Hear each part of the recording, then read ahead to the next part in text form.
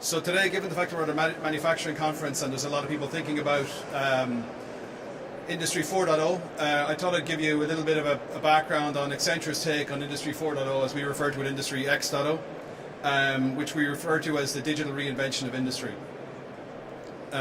This is just a quick agenda for the talk today. I'm conscious of time, so I want to make sure I stick to my agenda. Give you an introduction to Industry X.0, and then because my background is in life sciences and because the life science sector is so important to the Irish manufacturing base, as Matt rightly pointed out, I'll talk a little bit about the specifics of why digitization is going to be so important and is already so important in life sciences. And then I think Brexit has been a topic a couple of times today already, and so Accenture has recently worked with the UK government to do some work on what's happening in the UK and what will happen in the future and what they need to do from a digitization perspective for their manufacturing sector. And then talk a little bit about what Accenture is doing in Ireland in the recent years. So first of all, in Accenture we talk about this perfect storm where there's a lot of change happening in the industry at the moment. So no sooner had companies kind of adopted Industry 3.0 that they already were told they had to get to Industry 4.0, and this is because the pace of change is moving so quickly. So markets are speeding up, customer expectations are moving faster all the time, the competition in the industry, in all industries, is moving faster. Products are becoming more complex, more integration of technology and combinations. In the pharmaceutical industry, you have combinations of drugs and devices and microelectronics.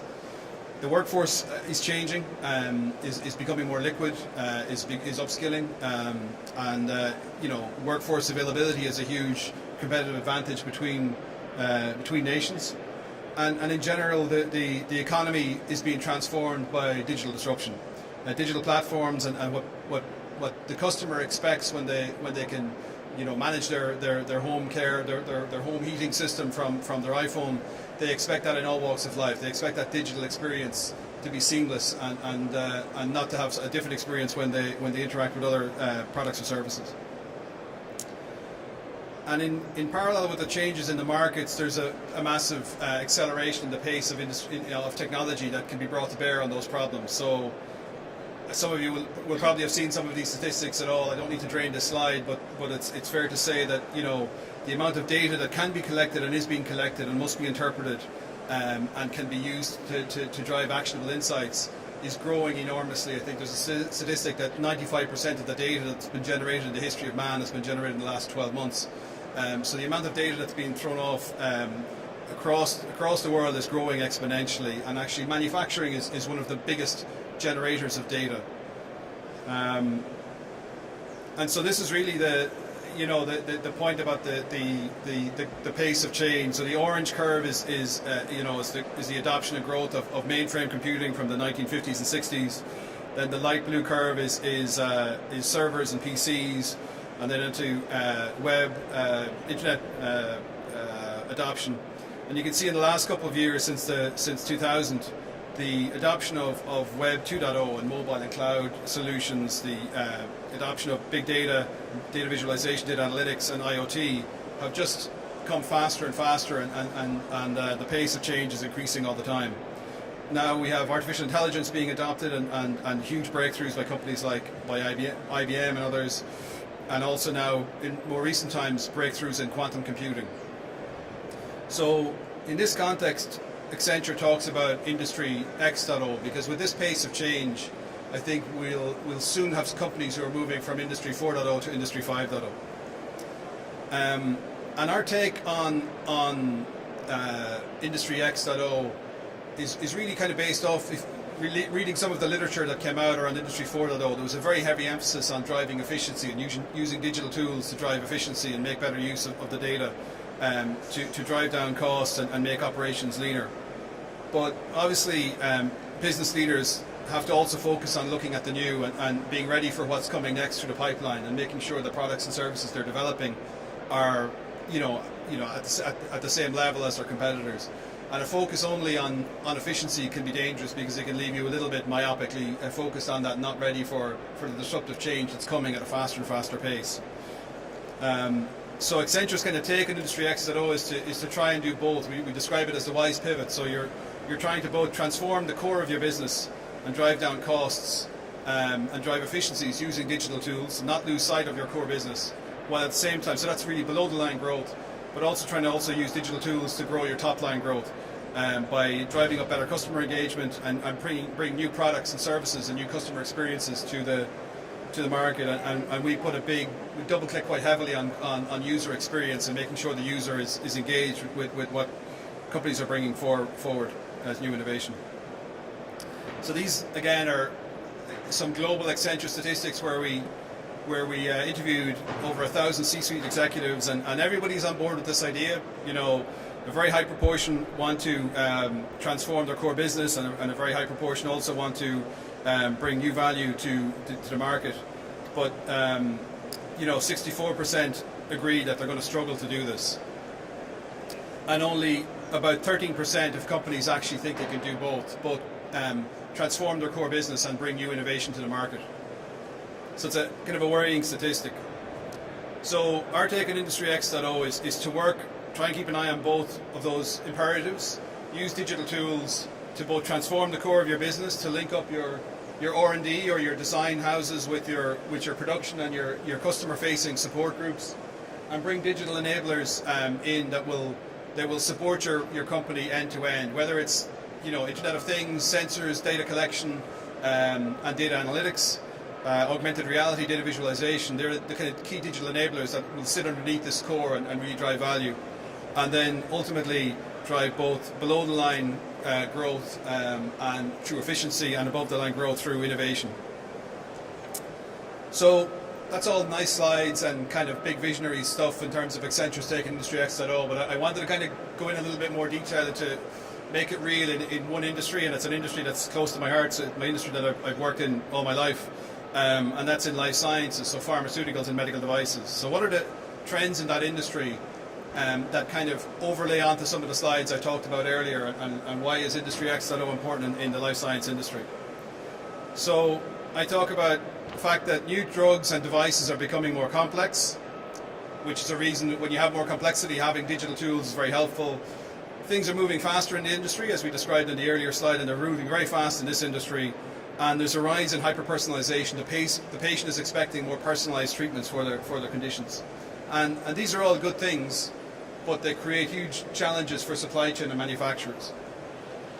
So, sorry to get very technical, but this is the chemical structure of the top-selling drug in 2007. The drug is commonly known as Lipitor. It's manufactured in Cork.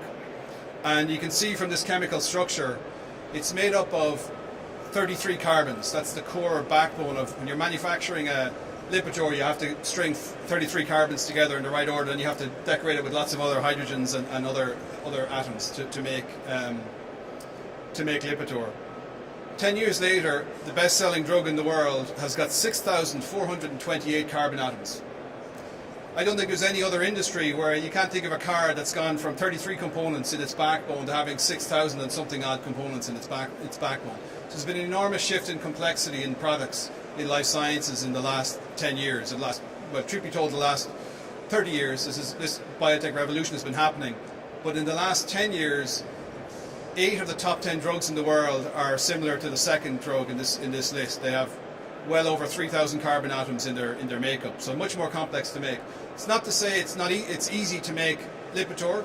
Far from it. It's very challenging, and there are lots of new drugs like Lipitor coming through the pipeline as well.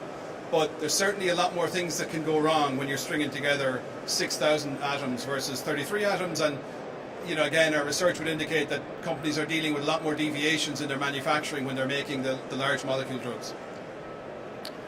And the same thing goes in medical devices. Increased complexity, going from simple injection devices to something much more complex, where you have a microelectronic sensor that's picking up data from the patient, that's feeding to a data receiver, feeding to a phone that has an artificial intelligence algorithm deciding when the patient should receive the drug from the pump, as opposed to the patient trying to figure this out themselves. So that's complexity. This is speed. Everything's speeding up in pharma. This is data recently published that shows that almost 80% of the new drugs for cancer were fast-tracked in the last few years. So where companies had 10 years to develop manufacturing processes 10 years ago, now they have on average 3 to 4 years. So lots of new drugs coming through that are more complex and coming through faster. And this is the rise of hyper-personalization. Orphan drugs are drugs that are designed for very small patient populations, sometimes the patient of one, which is a trend that we've seen recently. And the number of these new drugs has increased massively. So manufacturing sites are going from high-volume, low-mix facilities to low-volume, high-mix facilities. So I'm conscious of time. I got a signal there that I'm going to have to wrap up pretty soon, but I just want to give you, again, a sense of maybe take us out of Ireland for a second and look what's happening in a near neighbour. This is Industry X.0 in the UK context. So the background to this is the UK government decided that they wanted to invite proposals to look at why UK was suffering from sustained low productivity and whether digitisation could help in this space. So a consortium came together, and Accenture were heavily involved in this, along with some of our collaborators and competitors like IBM and Siemens and Cisco, and some of our clients like GSK, Jaguar Land Rover and GE and so on, as well as academic groups. And essentially the goal was to position UK as a leader in adoption of digital tools in manufacturing, and basically position it as an innovation hub for digitisation in manufacturing. And the recommendations of the group were that essentially it needed to create a more visible ecosystem so that industrial digital technologies like Internet of Things, like artificial intelligence, would be uptaken quicker in UK manufacturing sites. Big focus on upskilling industrial workers, inspire leadership, and address any key barriers that were getting in the way of adoption of industrial digital technologies. In the case of Accenture, we did a economic evaluation of the risk of not doing anything. What will happen if companies don't do anything, and what's the value at stake. So we did a very significant survey across a number of key stakeholders and organisations, and it was found that the UK government had £250 billion sterling at risk from not adopting digitisation in their manufacturing base. So 254 billion at stake in the next decade. For example, food and drink, which is obviously very important to the Irish economy, that simply applying greater use of automation and robotics in that industry could lead to a 5% cost reduction. This is just a breakdown of some of the industries that were analysed. You can see the biggest impact for adoption of digital tools is in the construction industry, which is obviously huge in Ireland as well. An interesting one in the pharmaceutical space, the study found that there was 22 billion at stake for the UK government or the UK economy from lack of digitisation in the pharma manufacturing industry in the UK. Now the UK exports less than half the amount of pharmaceuticals that Ireland exports annually, and the UK has had very little new investment in pharmaceuticals in the last 10 years in manufacturing, and you heard Matt talk about the 10 billion that Ireland has had in the last 10 years. So one could infer that the potential impact on the Irish economy, if this is the impact on the UK economy of not moving to the new, the potential impact on the Irish pharmaceutical manufacturing base could be much more significant, and through that to the Irish economy. I'm not going to drain these slides, but this is just a breakdown of not only looking from an economic perspective, the macroeconomic analysis, but also breaking it down to the individuals and individual cost savings that will be seen at the customer level from increased efficiency in manufacturing, or bringing new products to market, or increasing worker safety through digital tools in the workforce, and so on and so forth. Also increasing energy efficiency in manufacturing. So these are all big challenges. I'm not coming with the solution today, I guess. The approach up to now has really been descriptive. We're talking about what we see as the challenges in the industry and the need for adoption. I just wanted to give you a little sense of what Accenture is doing in the last few years. We've been investing very heavily in innovation, and in particular Ireland has been lucky, the Irish practice within Accenture has been lucky in that we've won a very significant investment from corporate to create an innovation hub in Dublin, which we refer to as the dock. So this is a picture of the dock on 7 Hanover Quay, and the key thing about it, it's our global innovation centre. So it's our single biggest innovation centre in an organisation of 450,000 people globally. The single biggest innovation hub globally is in Dublin, which is quite significant. And really what's key about it in innovation is it's bringing together multidisciplinary teams. So bringing together people with design background who don't have a technical background but think very closely about the human at the centre of the technology. Software developers, about 100 data scientists, and then people with domain expertise. And one area that we're particularly strong on is life sciences. Our global head of life sciences, an Irish lady called Anna Reardon, she's based in Hong Kong, and she's been a big sponsor of the doc and making sure the doc is a big focus on the life science sector. And really, I suppose, again, I'm not going to go into a lot of detail on what we're doing in the doc as yet. It started up this year. We are doing some work in Industry X.0, and particularly in biotech manufacturing. But I guess the success factor that we think, brings together is that we're bringing that multidisciplinary team together, and we're bringing new thinking to bear. It's not old Accenture, it's new Accenture. So 80% of the 250 people in the doc are new to Accenture, so they've come from other industries, from academia, from other walks of life.